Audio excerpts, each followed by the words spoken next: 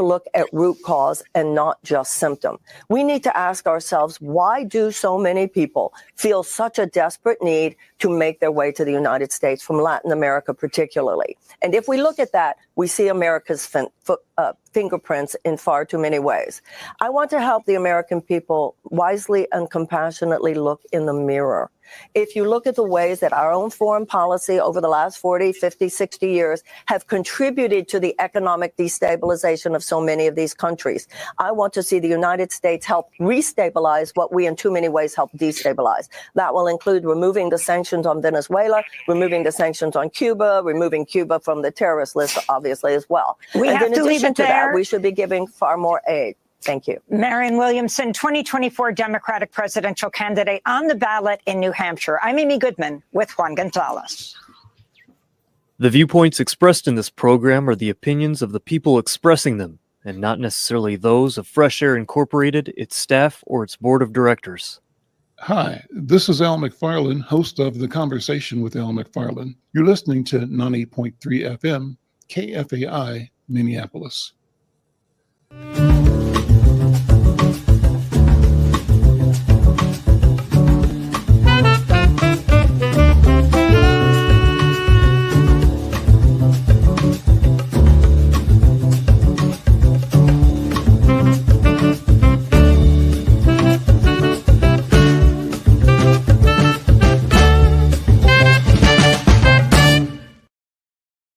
I'm Al McFarlane. Welcome to The Conversation with Al McFarlane. I'm glad to be here. I'm glad to have you along as well. Special thanks to our KFAI audience. Wonderful Amy Goodman show. She's on point every week. I'm happy to have the slot following her program. It's a great intro into what we believe we continue to deliver, and that's robust conversations about important topics of the day. I want to say that today I'm having as my co-host, my colleague and friend, Dr. Irma McClaurin. Irma, how are you? Good to see you. Where are you? I am in Mobile, Alabama, where it's colder than usual, so I'm trying to keep warm. Well, it's good to see you, and thank you for joining us. You know, I've got a couple of great guests today, and what I want to do is talk first to former City Council member Don Samuels. Don Samuels is now running to serve Minnesota's 5th district, primarily Minneapolis, in the U.S. Congress. He's running against the incumbent Ilhan Omar. We're going to talk about his candidacy and the political landscape. And the other guest following that is a young creative.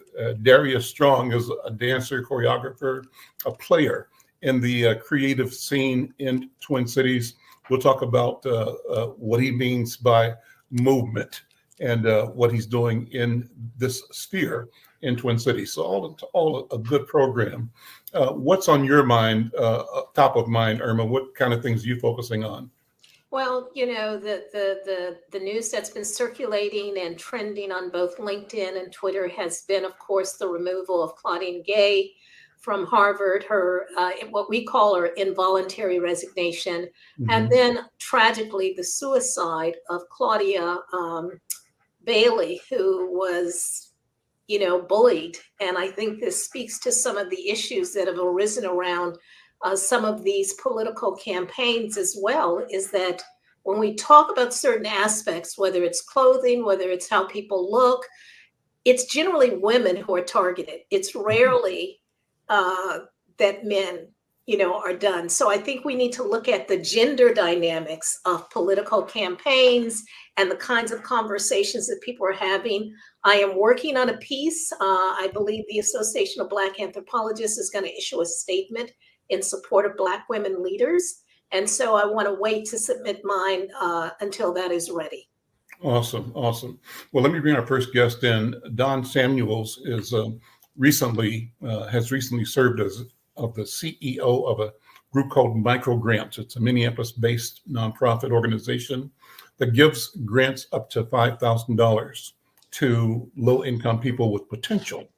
Don also served 3 terms on the Minneapolis City Council from 2003 to 2015, as well as 1 term on the Minneapolis Public Schools Board from 2015 to 2019. Prior to his work in politics, he had a 30-year career as a toy designer with some of the industry's largest companies, including Hasbro, Playskool, and Milton Bradley. And now, as I said, he's thrown his hat in the ring, challenging incumbent Ilhan Omar to represent Minnesota's 5th Congressional District, which is mostly Minneapolis and some of the first-tier suburbs around it. Don, welcome. Good afternoon. Good to see you, my friend. How are you? It's wonderful to be here, Al. It's good to see you again and to see Irma, to talk to her again after quite a few years. So Yes. Well, let's jump right in. Let's have you make the statement, Don, why you're running to represent Minnesota's 5th Congressional District at this particular time, and what some would say is a troubled history. you're correct, Al. These are troubled times. People are, as you say, you just referred to the bullying issue. It's happening at all ages. In fact, they're saying that 35% of all people have stopped talking to a family member or a friend because of politics. And the divisiveness is pervasive from top to bottom. And unfortunately, my opponent is part of that.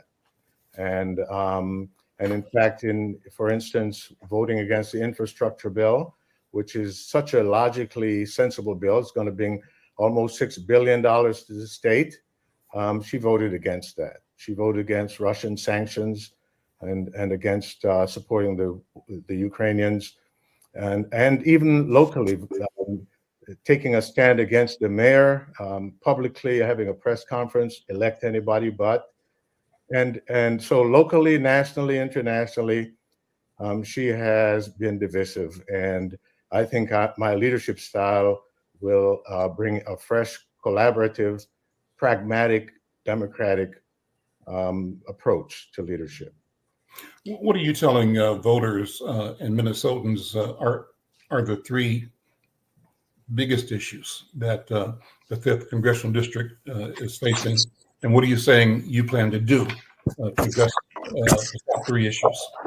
Yeah, I think, of course, the number one issue continues to be safety, as people are still not comfortable sitting out on the plazas or going comfortably to the park, people looking behind them, especially personal attacks are still there, and of course, car thefts. And so we have to begin to deal with that issue. I'm going to Washington to make sure that the cities have the kind of resources to keep people safe, and that we hire the proper, just kind of young people to police our streets in the numbers sufficient to keep us safe. And then secondly, let's stop on that one first, Don. It's a little more into safety. We'll come back to the other 2. Mm-hmm. And so what would you be doing differently than is presently being done? And what do you think the Congress can do to support a different strategy or a different approach to creating safety for the residents of 5th District? Well, I think, first of all, you have to work with the mayors of the district. They're the ones whose feet are on the ground. You have to work with the cities to find out what they need in terms of resources. And the federal government has to get involved in funding those resources to hire and retain police officers that are responsible to their communities.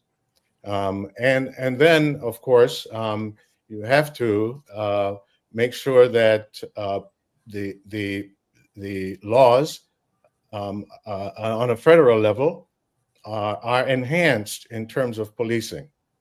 We know that we're banning no-knock warrants and chokeholds, but there are other opportunities that we can nationally create some basic policy and behavior conduct constraints that limit the abusive potential of police officers. Okay. You were in the middle of challenging the public policy officials that wanted to radically reform or change or reduce or eliminate what we know as the criminal justice system. Where are we now, and how do you see, describe the position you took publicly in suing, I think, the city of Minneapolis over its policies? Yeah. Well, when Sandra and I saw the group of 10 council members declaring the intent to abolish the police, we were aghast because we live in the most challenged part of the city. This is a pledge Sandra and I made. It's a pledge I made since college to always live in a low-income community, African-American community, because I felt that this is where I can contribute the most. And I wanted to join the civil rights movement, basically. And so in doing that, we are in the place of greatest challenge. Gunshots every day were being heard, automatic gunfire, people being killed. Our children saw and our neighbors saw. And so when we heard defund the police, we were freaked out quite. And actually 70% of African Americans agreed with that position, that we should not abolish the police. And I don't think that's what people were saying. And I think you had a range, you had a spectrum of what people meant by that. And what the press did was to take one soundbite from a group that said we want to get rid of police, which is not what everyone was saying.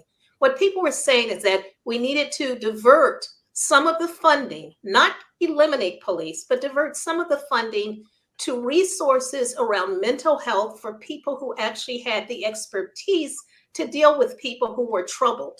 Because what was happening is that police were being called to do mental health interventions, and it's not their expertise.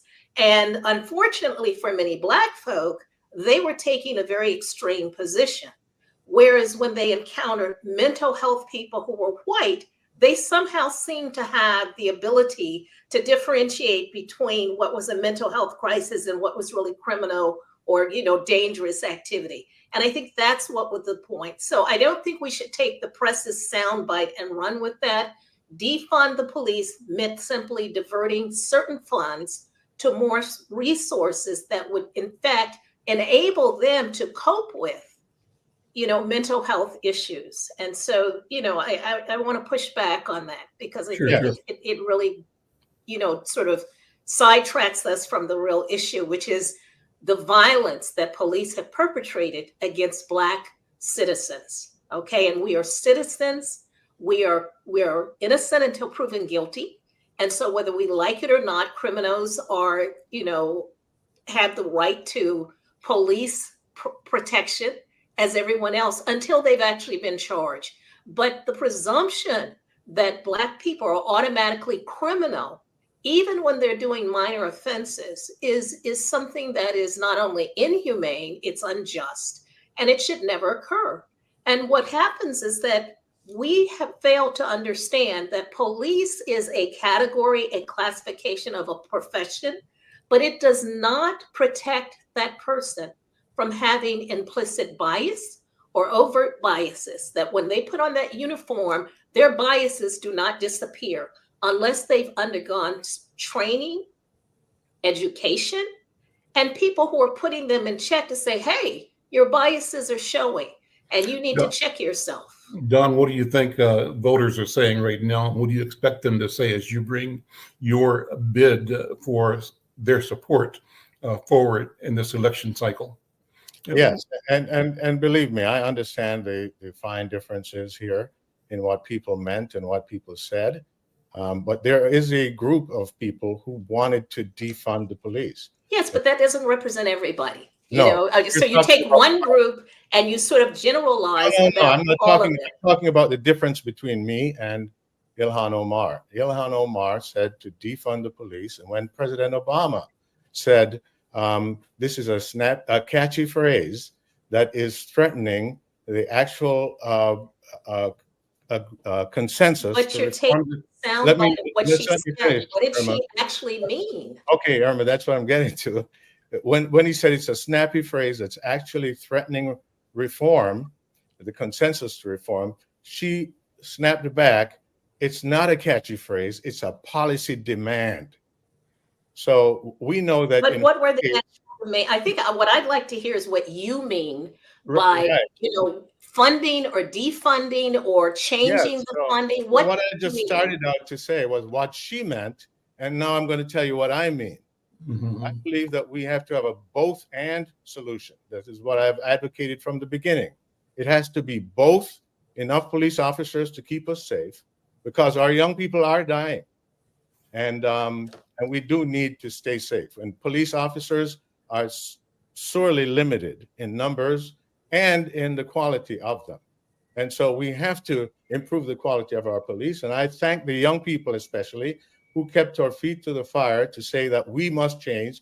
They stood on the lines, they marched, and I was in some of those marches. I was on the bridge when that whole thing broke out with a big truck. I was marching on the way to the 3rd precinct with my picket signs when Sandra said, "I don't like what this feels like. We should turn back." Could you say more specifically about what policies or changes you would want to see in this both and scenario? What you are talking about, not what I think we should renegotiate.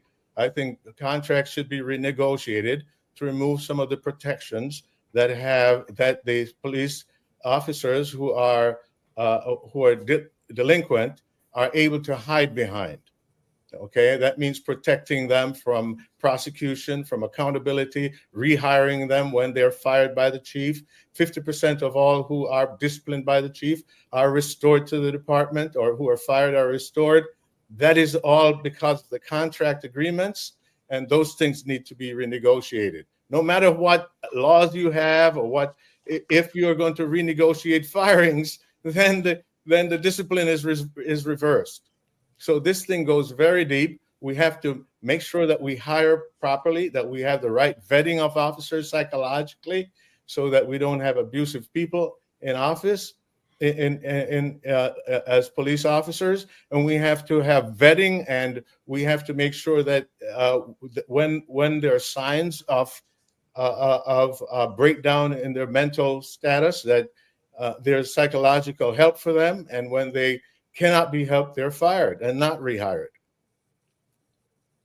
That's for the officers. From the community's point of view, any policy changes that support what the community has articulated or is articulating? Oh, absolutely. We need mental health workers, that they need to be part of the force for peace, and that they need to be in numbers sufficient to accompany police officers, or to be accompanied by police officers, sometimes at a distance, so people won't get hyped up, and that all peaceful methods should be tried before any violence is necessary, and that we cannot continue to wreak violence or to criminalize everyone because there are mental health issues, there are addiction issues, and those have health solutions. Or because they're Black, simply because of that one factor.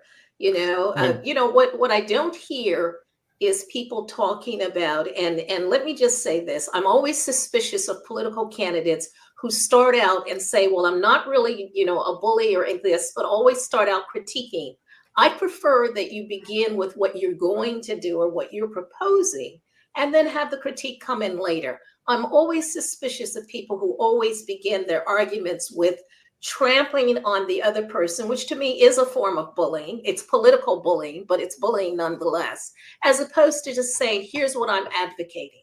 And so what I heard you say is renegotiating contracts, having better scrutiny or vetting of police officers. But I also heard you say, and what I don't hear is, in addition to police, what are the other things? For example, when I lived in Minneapolis and I was at URA, one of the things that I discovered in looking at the health things is that while the majority of people who had diseases that required like dialysis were African Americans, most of the facilities were actually not located in or near their neighborhood. We also had the largest out-of-home placement of Black children, into foster care, which was not the case with white children. And so I'd like to hear about policies that don't have to do with the police, that's not about critiquing Let's come back, because we talked about three things we've asked Don Samuels to talk about. So Don, number 2 and number 3. Yeah, number two is homelessness and affordability of housing. We can't have a major American city, the richest country in the world, have tent cities on our streets.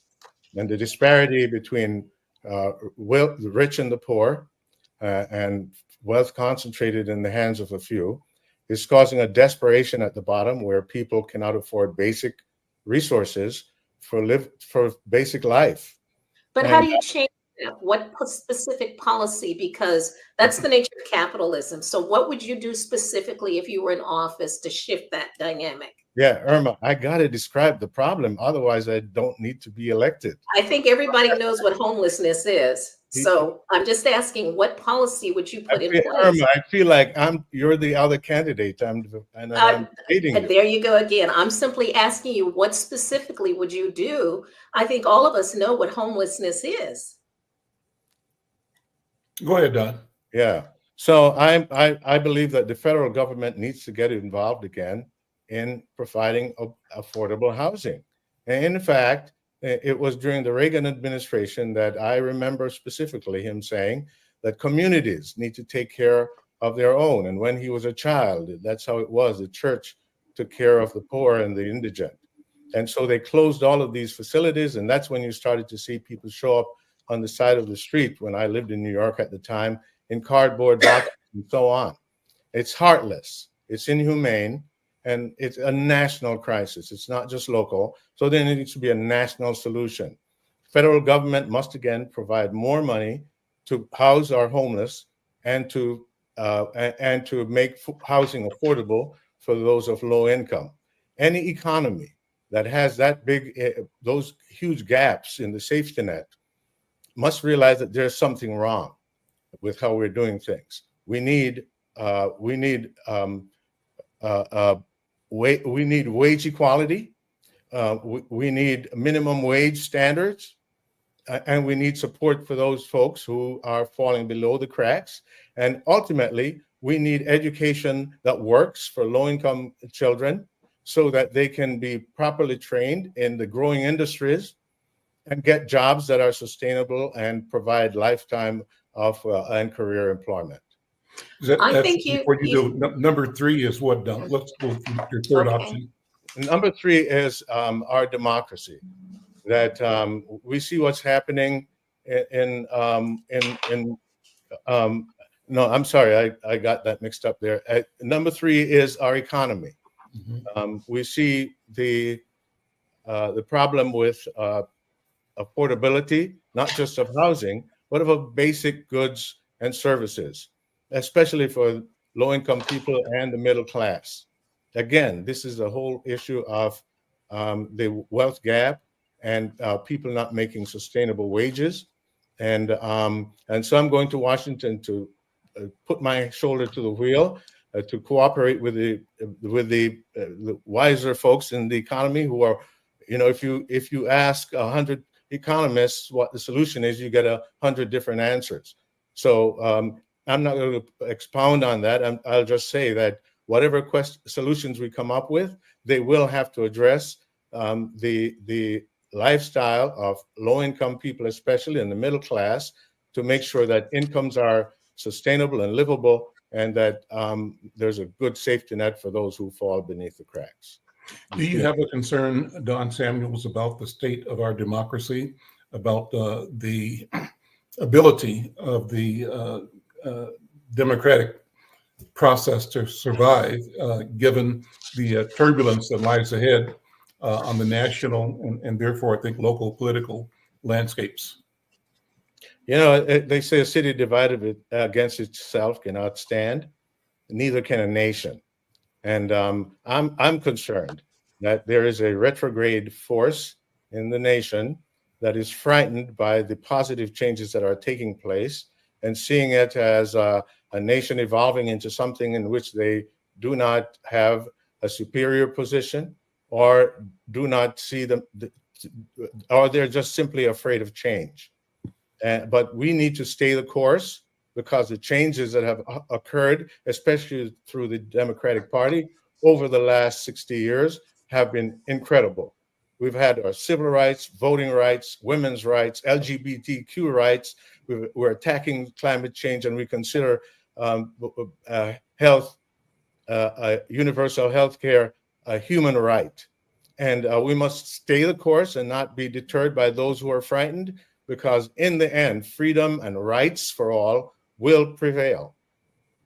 Irma, what Could you, questions do you have? yes, could you speak to, I mean, you set out some very wonderful things in terms of the unhoused or, homeless.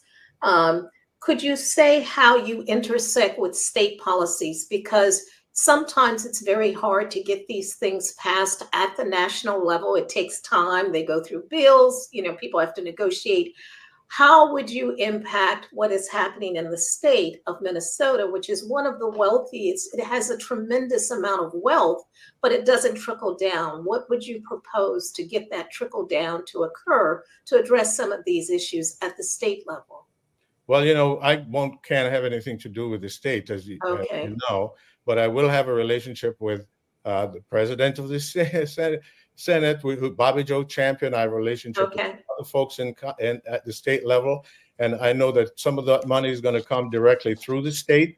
So we want to make sure that we hold the states accountable to deliver those funds where they're targeted.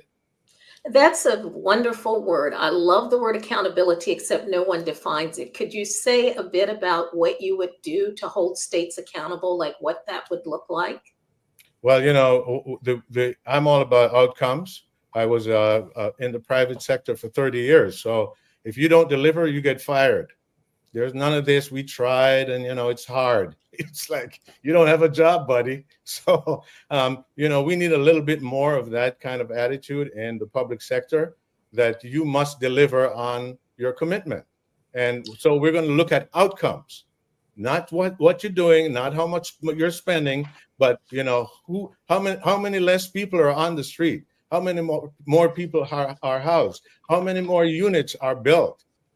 Those are the kind of questions we ask.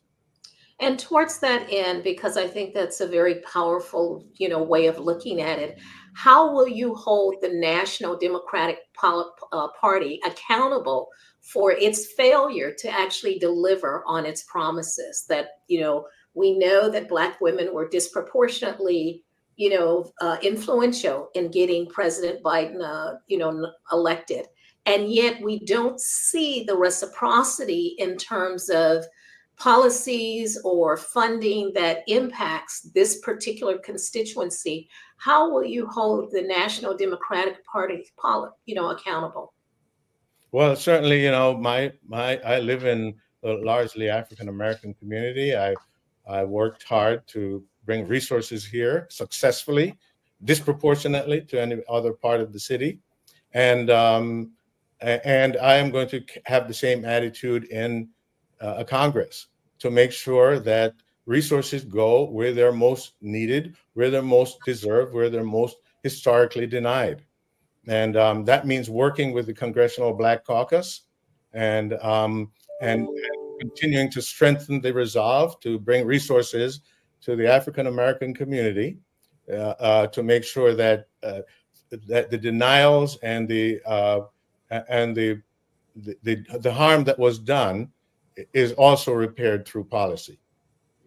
Don, before we go, let me have you take a moment to look at Connecticut. I think we want to sort of make an assessment of where the nation is right now. And what are you observing? What are you thinking? How do you analyze the coronation almost of Donald Trump? It may happen, it may not happen, it probably will happen.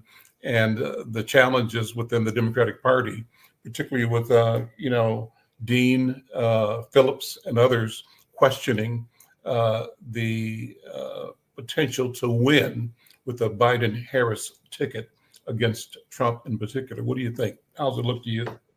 Well, I think that there's a backlash against, as I said, the changes that have happened in this country as the country is getting browner. People who were held in the margins are coming out, getting the light of day. And we are now going to share the goods, the rights, like universal health care, with folks who were thought to be undeserving. that is frightening to some people. It's not the America they signed up for. And so Donald Trump comes along, and he's an attractive option. He's going to bring back to make America what it was again. And the word great is thrown in there, but that's not, those of us who have seen the progress over the years know that America is at its greatest when all of us are participating. And so, so yes, it is an attempt to roll back the clock. And we have to understand that the solution to that is to continue to be inclusive, because young people are looking for a new kind of nation that is truly inclusive. They're going to school with kids of all complexions and colors, and in a way unprecedented in the past. And so they're expecting their churches, their politicians, and all to carry values that include everyone. That's why the protests after George Floyd was so diverse, because those young people had been in school and in college and in the workplace with people of all stripes. And we need to stay the course, because youth is on our side, our immigrants are on our side, our people of color as Democrats are on our side. And the folks it's unsustainable what the Republicans are trying to do. Older people die first. And change is inevitable. We're fulfilling our Constitution, and the closer we get to it, is the better we're going to feel about ourselves. Stay the course, and this pushback will fade. Don, thank you so much. Good to see you again. I'll have you back again and again. I think this conversation is important, and I appreciate your voice. Don Samuels is a candidate for the U.S. Congress from Minnesota's 5th District. He's challenging the incumbent Ilhan Omar to be the Democratic Party's nominee, and he wants to be the congressman from District 5. Don, thank you so much. Thank you, Al, and thank you, Irma, for your tough questions there. Of course. That's why Al has me on here. Thank you, Don, and we'll see you later. Thank you. Yeah. So, Irma, I wanted you to take a second to talk about this, how your read on the primary today out east. What's your read on the political soup that's boiling as we speak?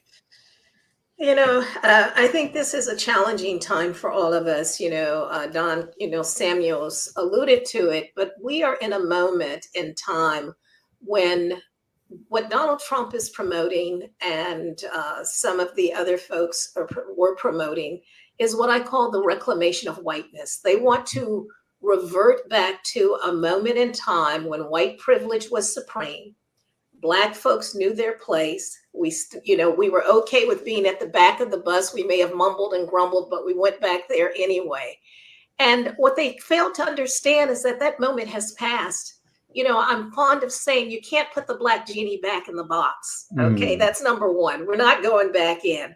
One, we are much more educated than we were. Before you go further, let me ask you, how willing are our adversaries to do what they think may be necessary? Oh, I think it's necessary. It's not just us. No, I think by any means necessary that they will do whatever they can. They will use their power, their privilege, their money, their institutions to move us backwards, if at all possible.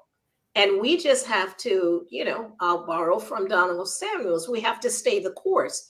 Now, the question becomes, are the people who are representing us at national and state levels the right people? I think people need to understand that this is not just about these very public and high profile positions of Congress and Senate, and state representatives. It's also the judges. It's every single thing that is on that ballot becomes absolutely critical. On every ballot, yeah.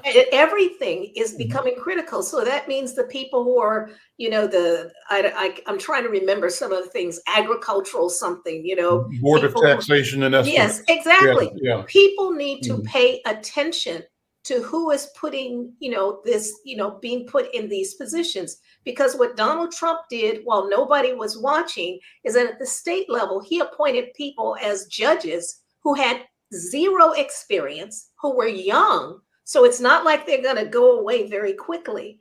And now you've got all these state judges who are in charge of making determinations about policies and stuff.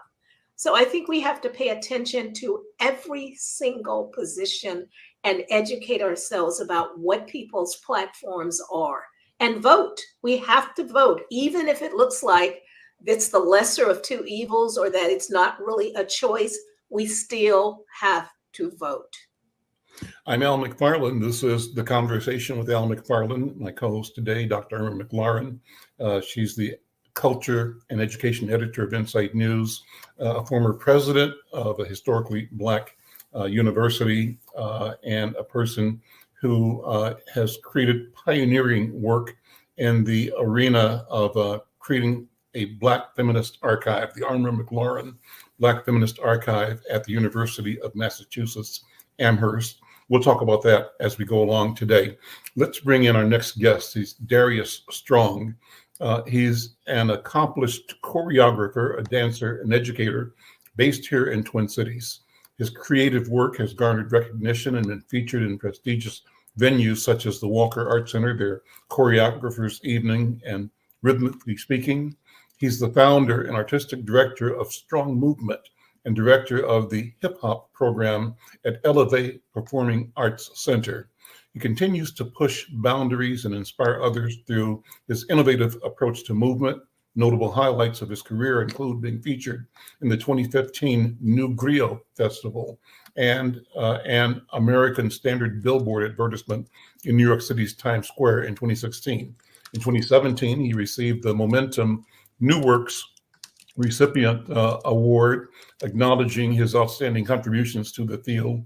He's also served as the movement director for esteemed theater organizations such as the Guthrie Theater and 10,000 Things Theater. He lends his expertise and artistic vision to enhance stage performances. His choreographic talents are sought by renowned dance companies, including Threads Dance Project, Flying Foot Forum, Alternative Motion Products, TU Dance, and James Sewell Ballet, where he's created captivating works. Additionally, he's dedicated the past 7 years to bringing hip-hop knowledge and technique to Anoka Middle School for the Arts. He's making a significant impact on the next generations of dancers. Beyond the realm of dance, he has made his mark as a movement director for musicians as well. He's collaborated with notable bands such as None Above, and has provided movement direction for various cover bands who work prestigious galas around town.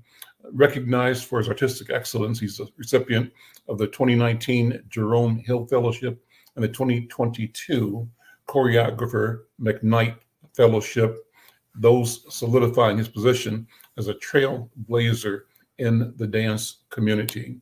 Brother, good to see you. Welcome to the conversation. How are you?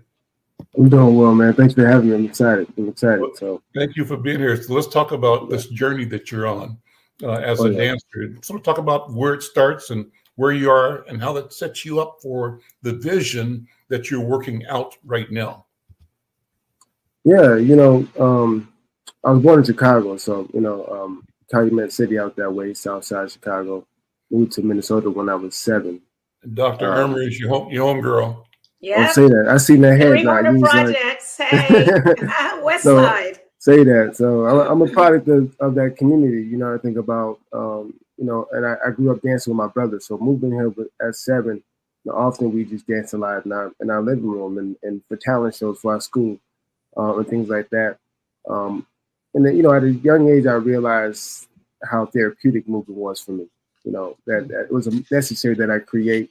And when I wasn't creating, I would be going through these just different things going in life when it came down to the conscious and also the support from family. So just finding that joy that dance brought me, that's just something I held on to kind of moving forward. Always kind of been fascinated with the human body. I know I had a big dream to be a heart surgeon. That was my thing. And went to Emory Hills Community College to do my generals. And, my plan was to transfer to the University of Minnesota. And, I was kind of a big head when it came to dance. I'm like, yeah, I'm going to get all A's when I get there. I'm going to transfer to the medical program. And when I got in there, it was a little bit more challenging than that. I had to take some ballet classes, some modern dance classes, things I wasn't really familiar with. I was a big hip hop head, big hip hop kid. Me and my brothers did a lot of animation, pop, and a lot of things like that. But through that program, I just was so fascinated with how much I loved movement, and just the study behind it and the language of dance. So just kind of getting a lot of opportunity through that program. I think it took about 2 years in that program before I fell into my body. I remember kind of almost dropping out of that program a few times just because I didn't see myself in that program. I seen a couple brothers in there who were quite powerful performers, but they also came from studio dance. They came from their training. And I came from street style, so they didn't really come from any training. But I did quite a bit of teaching in hip hop before I even went to that program. So I remember one year I kind of really fell into my body, moving from where I am, and I started to get a lot of opportunities performing for guest artists who came in, and also recognized for my work to be represent the college in these different college dance festivals. From that moment on, I kind of knew I wanted to be a director, a choreographer at the time, and just thinking about how do you tell stories through movement, how do we go about that? And I had a lot to say. My body had a lot to say. So really discovering that as I graduated college and moving into the community, what are different ways I can tell stories through movement, and what is my dance philosophy? That continues to grow. It's always going to be something that I'm working on defining more and more. What is dance? Now I call it movement. I think movement, people get a little intimidated by the word dance, So I think that really thinking about movement really allows for all of us to see ourselves in it. We walk, we run, we sit. These pedestrian movements, I really start with those movements in order to create bigger movement vocabulary for people. So I just found the joy with even working with not only the stuff you mentioned in the bio there, which I appreciate, but working with beginners, people who don't see themselves dancing. I love the idea that I can show someone they got some rhythm, or they can express themselves through movement.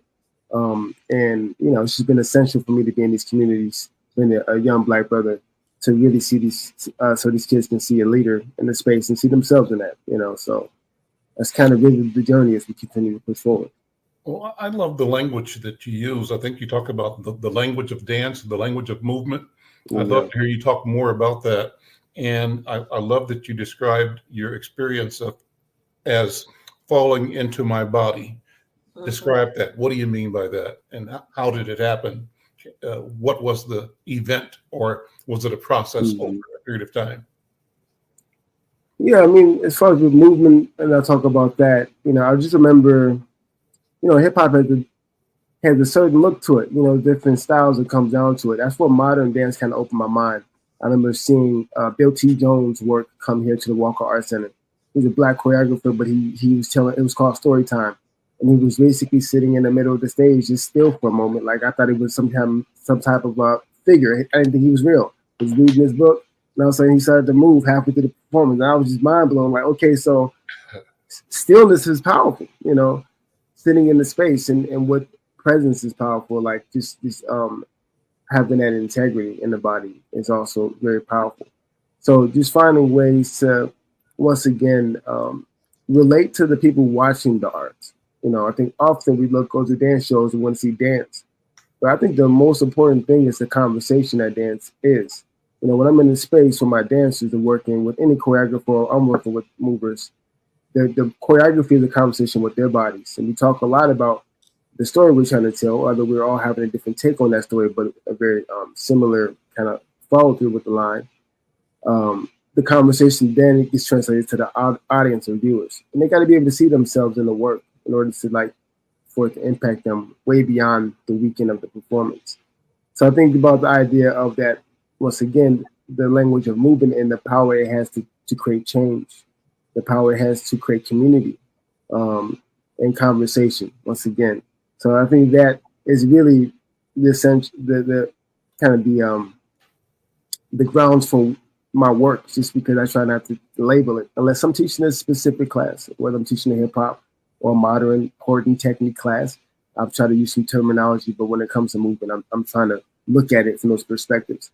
And, I was talking about when I broke through at the University of Minnesota, and I realized when I fell into my body, I started to realize that I started thinking of the movement is just movement. You know, ballet was hard for me, thinking about sitting at the bar doing tendu and turns, and we're going to do this adagio phrase and this classical ballet. But as soon as I dropped the realm of what the structure of the style was and the fact that they had this history, I started thinking of these movements in my body. And that's when I started to take in more and started to get these opportunities, because I dropped that box that I was in about what is dance, you know. So that's kind of the journey of, you know, why I'm calling it movement and what I mean by that. What's the connection between movement and freedom for you as an African American or as an African in the West? When you think about movement, your discovery about the body's potential capability, if you take that out on an exponential level, what does movement mean for the people? And what does movement for the people mean for freedom? Do you think about that at all? I do quite often, you know. And what I mean by movement and freedom is, it's, you know, I was interested in listening to the previous Don there. It's just amazing to hear that conversation. But movement in general, with your voice and with your body. I think I talked about trauma in our bodies. Like, when we move, you know, okay, so I got a little daughter, she's 4. You know, she started to grow up. We talk about the fact that our kids, they can't talk at 1, 2. They use their body to be like, I need, you know, all that stuff. So you got to be like, okay, what do you want? What do you need? And figure that out. I'm a firm believer as we get older, we start to learn how to talk. We then start to neglect the language of the body. We don't necessarily listen to the body. And that's why, you know, we talk about therapy and talking about these different things to help us generate what's happening in our body. So I think when I think about moving and move my body in a way and not speaking, it then creates freedom in the body to then be self, to be truly yourself and be authentic with that, and constantly going back to the grounds of identity. You know, so I think that we're just in a period of time right now where people are really fighting to find identity and understanding the trauma in the body, because some people don't even know. You know, I did a workshop at the JDC when I was my final year at the University of Minnesota, and it was just so profound to me to see how many young Black brothers was inside this JDC, but they had no idea they can do this as a profession, that they had this natural talent. You know, I bring a combo, they started adding to that, and to see the joy it brought to them and to their face, and understand that they had this power that they had in their bodies that I don't have. I have my integrity within my body. To see that they realized that within themselves, I think that really made a difference and hopefully made an impact. So I do think that the idea of JDC is juvenile detention. What is JDC? Juvenile Detention Center. Yeah. In Minneapolis. Yep. Mm-hmm. So just thinking about even doing work in those spaces and how you know, movement gives voice. You know, it reminds us that we have a voice to continue going forward. I went through when the whole movement happened, George Floyd murder. After that moment, I got pulled over by the cops, and I was pulled over by gunpoint at that time. And then I started being used as a kind of a puppet, if you will, I feel like, in this community, where news channels started reaching out to me, but hey, we want to talk about this. But they had their own motive behind this interview. So I had, you know, me going through this thing, through this trauma that I was going through, and I had a lot of past trauma from Chicago that I had went through as well that came back. I almost shut down for a year. It was hard for me to go teach and put on the face like I'm okay, and then leave and then go to my car and basically cry, going to the next thing and go to these things, because the man, I didn't feel like I had an outlet to really speak about what the damage that did to me as a person. But that also taught me that it was important for me to dance. Now get back in the studio and start to move, and they would move me through these moments in time and got me here.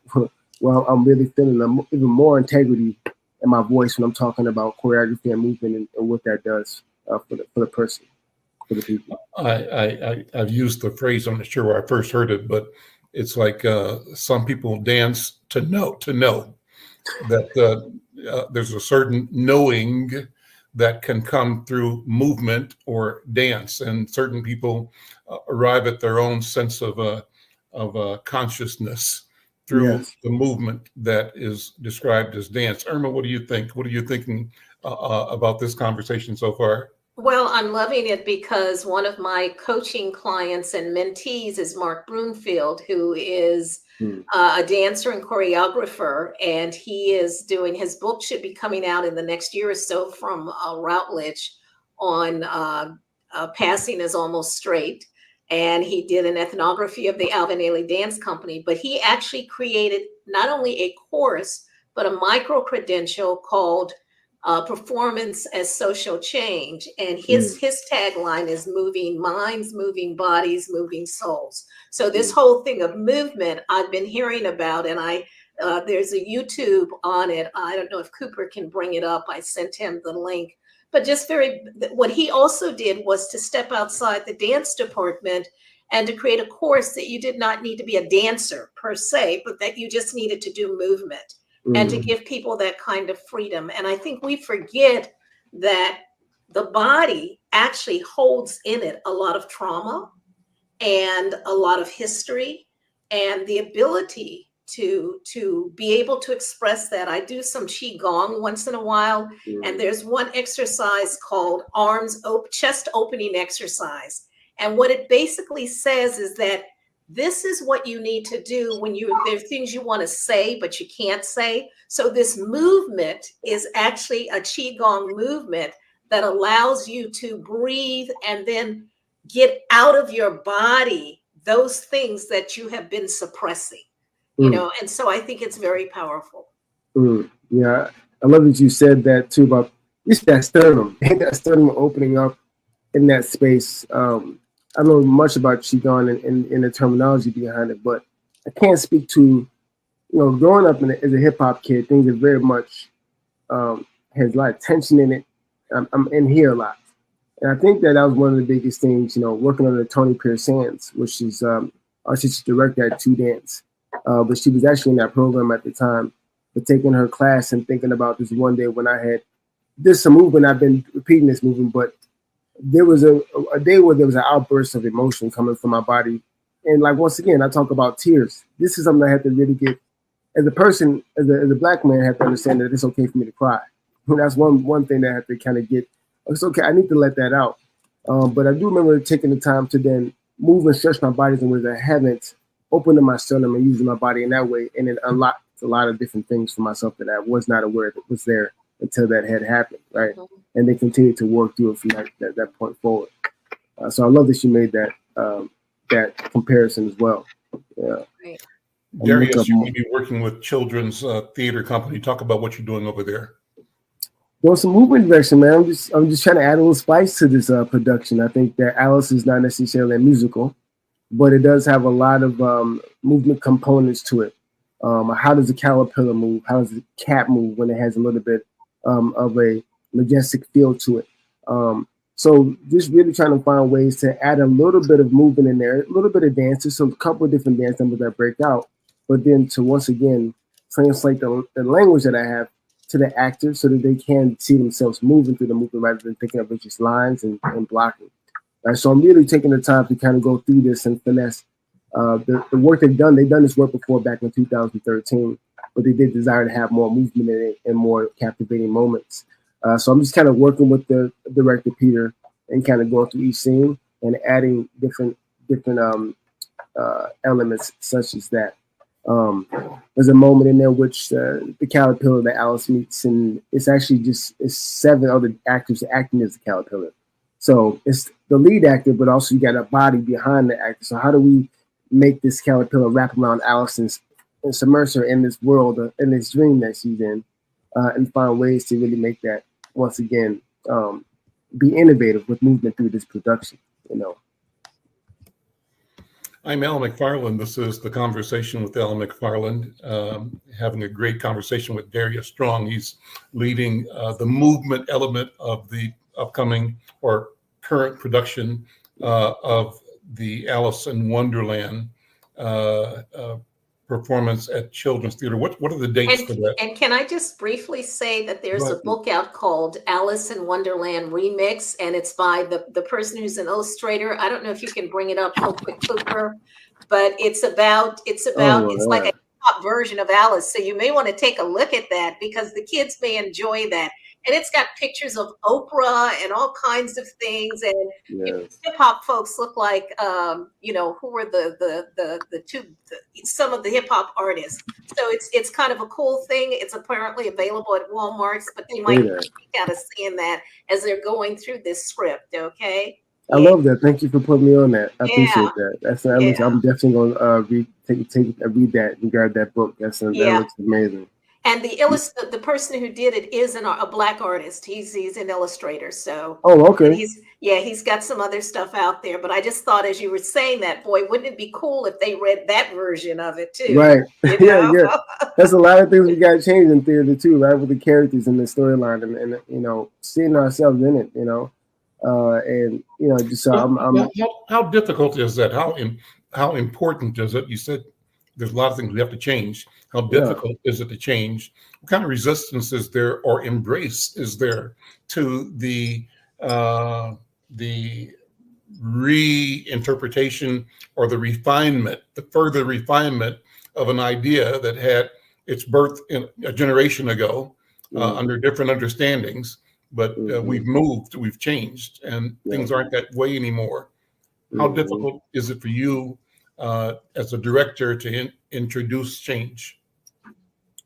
I think that it's always. I'm a younger cat too. When I walk through the space, I'm 33, but I look a lot younger than 33. So when I walk in there, I'm usually the youngest cat on the board or whatever walking through the space. So I already have to hop over a hurdle to showcase my knowledge on what I know. But once again, that's when the confidence is kicked in. Just being confident on my choices and things like that. When it comes to theater, some of these roles have been written. I think the hurdle comes to the audition process. We need to get artists of color coming out the audition for these roles. So once again, we can see them in these roles, and kids feel they can play these roles. And when they're written for an artist of color, a Black artist, if you will, too, we can't see ourselves in it. So it's not appealing sometimes.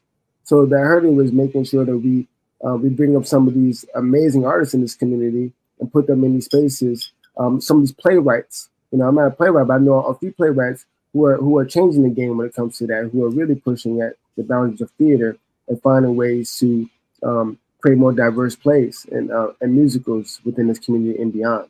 So I do think that it's what we see and how we push forward with that.